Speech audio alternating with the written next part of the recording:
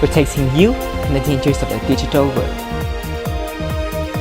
defending your online identity and privacy. Stay one step ahead of cyber threats with TechTruth, a trusted source for all things cybersecurity. Defend your online identity and privacy. Today, we're bringing you the latest updates on cybersecurity and online safety here in the Philippines. From hacking to computer reliability, we're here to keep you informed and aware of the risks and challenges that come with living in a digital age. Our mission is to protect you from the dangers of the digital world and defend your online identity and privacy. So sit back, relax, and stay one step ahead of cyber threats with TechTruth, your trusted source for all things cybersecurity. Here are today's headlines. Philippines fourth among countries with highest cyber attacks, Stig says. Deductions in BPay bank account caused by system glitch. NBI warns against encryption and its effects in catching online offenders. In recent news, there have been multiple hacking incidents in the Philippines.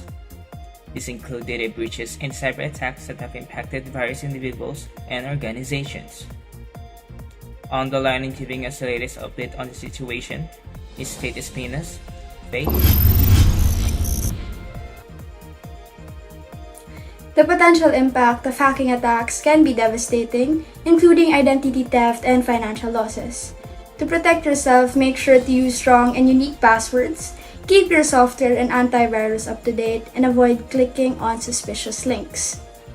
The Department of Information and Communications Technology (DICT) announced on Wednesday that the Philippines is ranked 4th among the countries with the highest incidence of cyber attacks.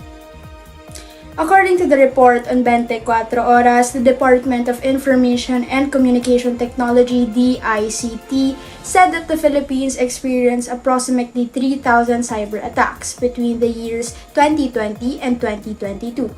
Shockingly, almost half of these attacks were aimed at the systems and networks of the government. Since January of this year, 5 government agencies have already fallen victim to the malicious activities of hackers. This alarming trend highlights the urgent need for enhanced cybersecurity measures to safeguard our nation's critical infrastructure and sensitive data. According to DICT Assistant Secretary Jeffrey D., cyber attackers may find it easier to practice in the Philippines, and the country's number one problem in combating cybercrime is attribution. He noted that they have difficulty catching cybercriminals when they attack, but if they start catching them, it may serve as a deterrent for future attacks. The DICT organized the Hack for Gov competition for students from 20 schools in Metro Manila to further educate the youth about hacking and how to prevent it. Winners advance to the regional level, and those who succeed there compete internationally. This is Faith Espinas. Back to you, Winston. Thank you, Ms. Faith Espinas, for the update. Meanwhile, computer reliability has been a concern in the Philippines with recent system failures and errors affecting businesses, government agencies, and individuals alike.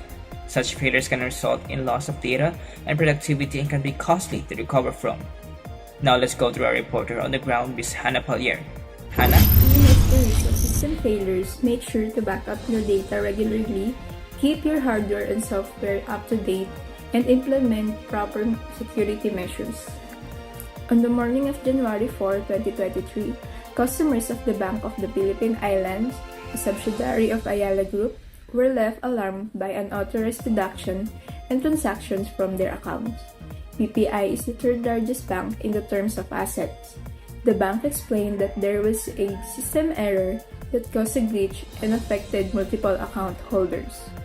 It's unclear how many accounts were affected by the double debit glitch. According to BPI, they are already working on the problem. We are already working to reverse the duplicate transactions. Rest assured that each client's account are safe and secure. The BSP is currently working close with the affected bank in the light of recent double debit transaction incident. According to statement released by the BSP, the bank already identified the root cause of the operational error and committed the reverse erroneous transaction, and restore mobile and internet banking services as soon as possible time. At around 6 p.m. of January 4, BPI resolved the duplicate transactions on affected accounts. The Bangko Sentral ng Pilipinas, BSP, stated that they will look into the issue and determine the appropriate action on the bank.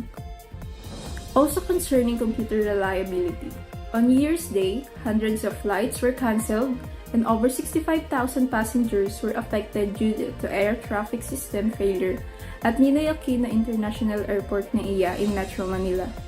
The system failure took the entire country's airspace offline, leading to passengers being forced to reschedule their flights, take alternate routes, and cancel their travel plans. Transportation Secretary Jamie Bautista identified two main issues leading to flight cancellations: uninterruptible power supply and air traffic system failure. The Civil Aviation Authority of the Philippines, CAAP, continued to investigate the issues, while Philippine Airlines PAL warned that it would take some time to restore all the schedules fully. The NAIA incident caused delays and inconvenience to a significant number of passengers during the holiday season. This prompted calls from lawmakers and aviation experts for a review of the country's aviation infrastructure to ensure that incidents like these would not happen again, given the potential impact on the economy and public welfare.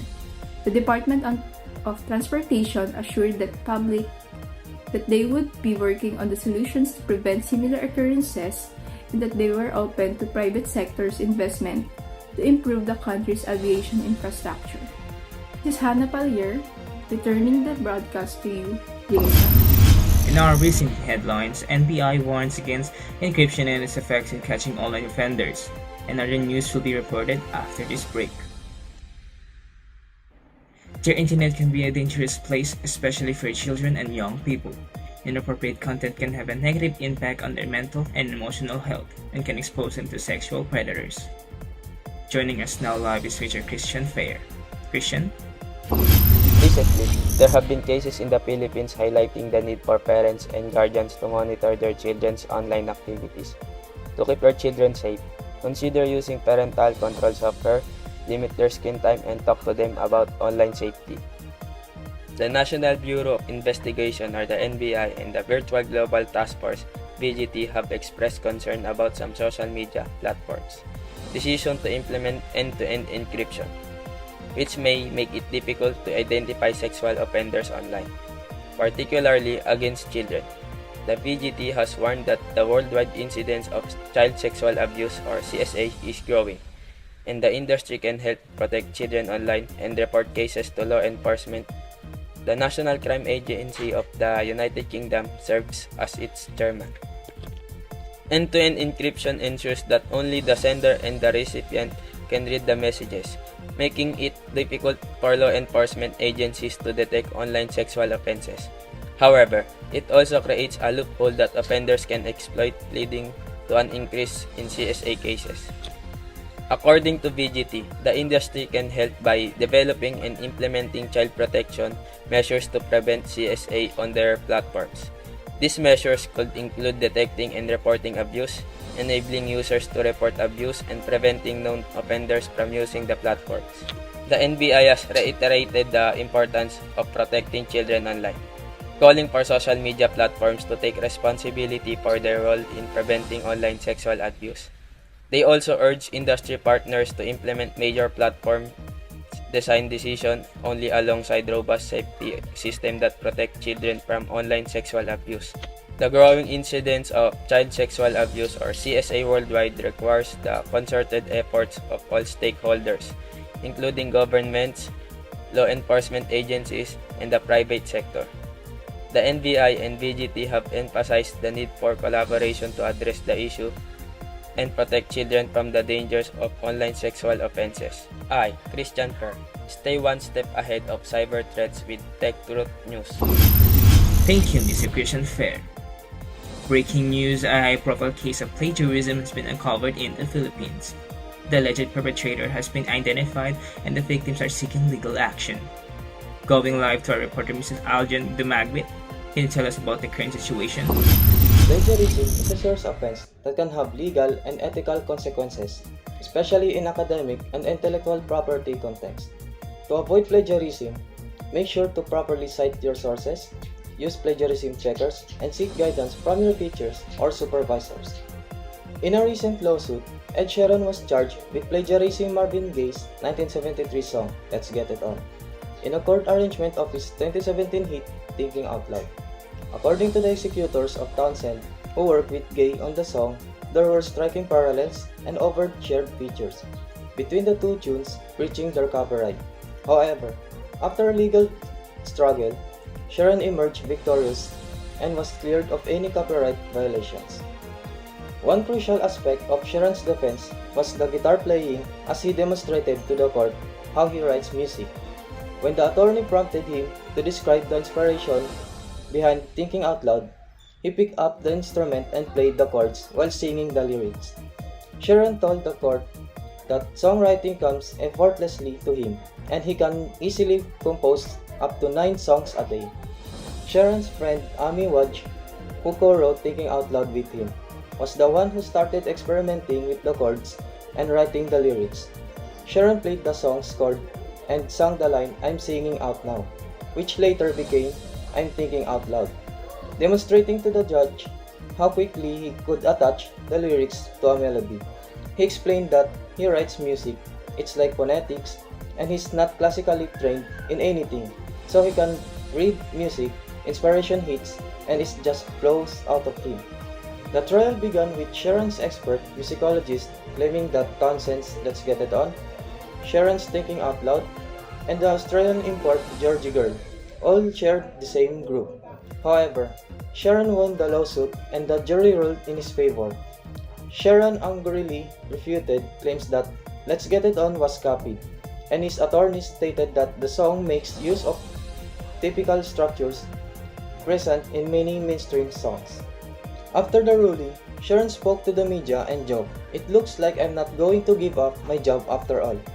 Let's Get It On has received hundreds of millions streams, spins, and radio plays since its release and has been featured in various movies and commercials. In 2016, Thinking Out Loud won the Grammy for Song of the Year. And Townsend, who co-wrote Let's Get It On and has a lawyer performer, passed away in 2003. Your trusted source for all things cybersecurity, Aljon Dumagit, Tech Truth News. Thank you for that, Mr. Aljon Dumagit. This is the end of our broadcast for today. Remember to always stay one step ahead of cyber threats with Tech Truth's detections. There have been multiple hacking incidents in the Philippines, so it's important to use strong passwords, keep software and antivirus up to date, and avoid clicking suspicious links. Recent system failures and errors in the Philippines show the need to back up data regularly, keep hardware and software up to date, and implement proper security measures. Inappropriate online content can negatively impact children's mental and emotional health, so it's important to use parental control software, limit screen time, and talk to them about online safety. A high-profile case of plagiarism has been uncovered in the Philippines, emphasizing the importance of properly citing sources, using plagiarism checkers, and seeking guidance from teachers or supervisors. Thank you for tuning in to Tech Truth. We hope that our coverage has been informative and helpful in keeping you safe online. Remember, we're your trusted source for all things cybersecurity, protecting you from the dangers of the digital world, defending your online identity and privacy, and helping you stay one step ahead of cyber threats. That's what we do at Tech Truth. Stay tuned for more updates, and until next time, stay safe.